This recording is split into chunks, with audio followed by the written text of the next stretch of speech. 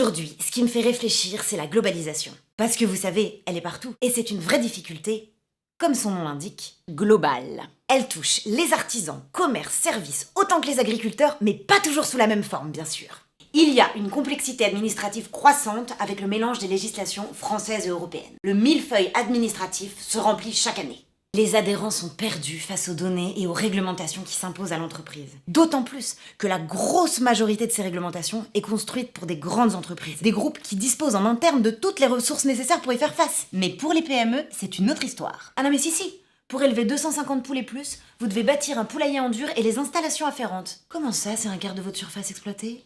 Mais il faut savoir ce qu'on veut, mon petit bonhomme. Comment ça? Mais vous pouvez pas trouver 15 mètres carrés dans votre local pour l'adapter aux nouvelles normes sans perdre de surface en salle?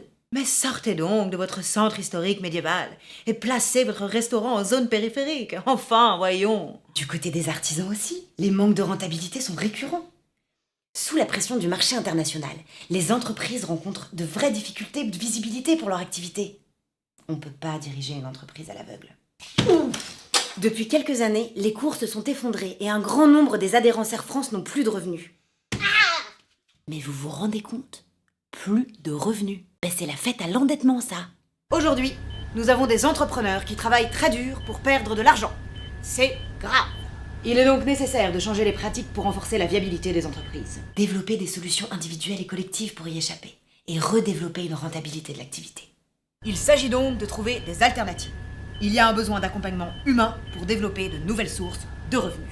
Parce qu'on arrive à mettre en place les choses techniquement, mais il faut que ça débouche sur un revenu et qu'on soit dans la pérennité. Il y a par exemple le choix de la pluriactivité.